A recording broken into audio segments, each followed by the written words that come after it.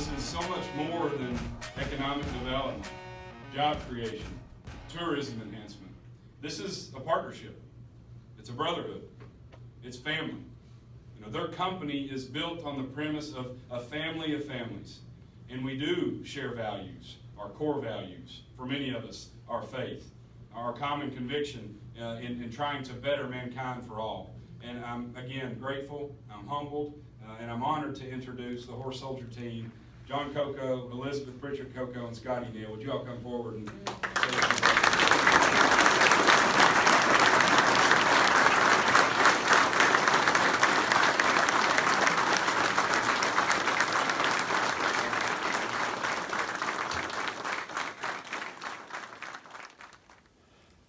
If I could, I've seen it start with the growth of the production of alcohol. I've seen it start with the vineyards, and then to beer, and then the packaged liquor, and then promotion of wine and spirits, the harder liquor. And I see that even in pharmacies, a lot of hard spirits available to seniors and so on.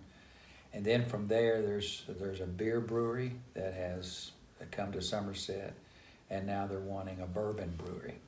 So there's just seems to be no settling point. It's increased in that perspective.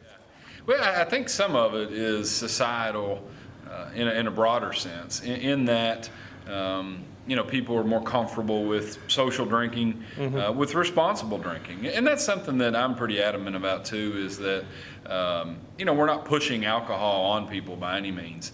As a pro-liberty person, then I think people do have the right to make choices. But I'm also sensitive to those that don't drink at all. Right. Many in my family choose not to drink at all. Somerset and Burnside, and even go back to when Brother Taylor was at First Baptist, he was a strong,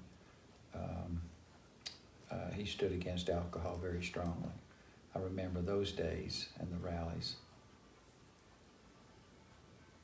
Sensitive, I don't speak for the Baptist Church. I can speak from my own perspective, and my interpretation of the Bible is that drunkenness is a sin, and I don't encourage people to consume it at that level. As I mentioned, I think that alcohol, that it's something that should be done carefully. It should be used in moderation. But when that's the case, then I don't think it's a sinful business, if you will. Right. And I serve on Sundays, and I'm proud of that. But in a lot of ways, I try to keep them separate. Many churches accept it, and they are not disturbed by it. That's why they, go to restaurants. They like the restaurant, the booze. I should say booze. These spirits doesn't affect them like it used to. And churches used to be strongly against alcohol. Here in Somerset, Burnside, Pulaski County, it's been wonderful for us as far as the tourism goes. Not only for people that are coming to our downtowns and to the lake, we've got to think about our conventions and our business folks. People that travel, that are coming from bigger cities and coming to conventions here in Somerset, they want some of the same things that they have at home, but maybe a little bit different. They want their tap on Maine, they want their jar fly, they want their mole hole, they want different things, but they also want to be able to have the nice food, the craft beer, and things to be able to do on their off time. I don't think Burnside has benefited nearly from the sales of alcohol as Somerset has. There has been an increased revenue. There's been an increase of restaurants and even some businesses. Factories have moved in, and there's also been, I've seen an increase of traffic, and also an increase of accidents. There's more vice, more arrests. There's been more drifters. And then one thing you wouldn't think about too, and I don't know if it's attributed to alcohol, but there's been more diversity, been increase in diversity.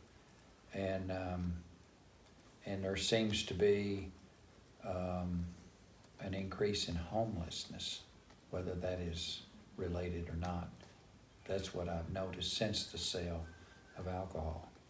Yeah, I think the first thing that comes to mind is the restaurants. We've seen the development of a higher caliber restaurant.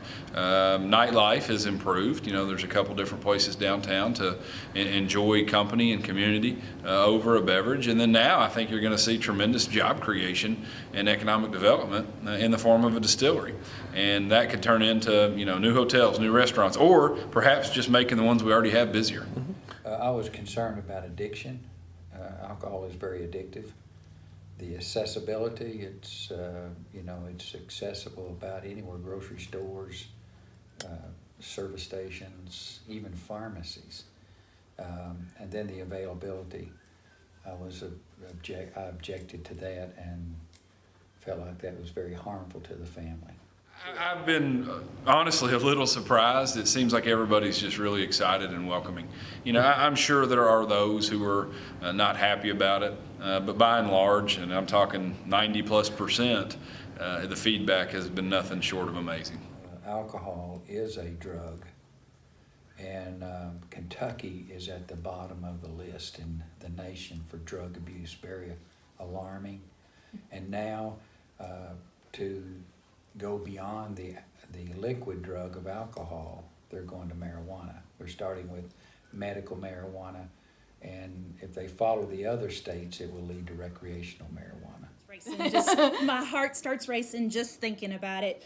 The projections for when Horse Soldier Bourbon starts producing here in Somerset, Kentucky, which is amazing that they've chosen us, is outstanding. I can't even give you a number. Folks are going to be coming from all over the world, and I mean all over the world. When people visit the Bourbon Trail, they're coming from Europe, they're coming from Spain.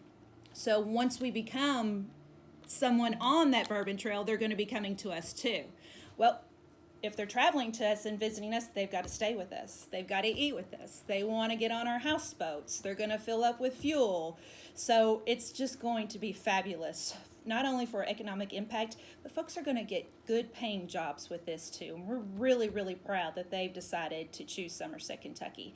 And the thing that concerns me about the alcohol is the way that it has been a prey, P-R-E-Y, a prey on our youth. And it's alarming because it is accessible and available. You know, adults can buy it for them.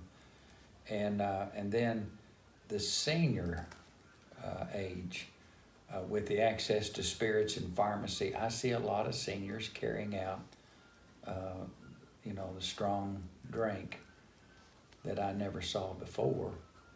And the harm to the family, I feel like, regardless of the revenue and the growth, as we mentioned before, the family has suffered the most because of addiction.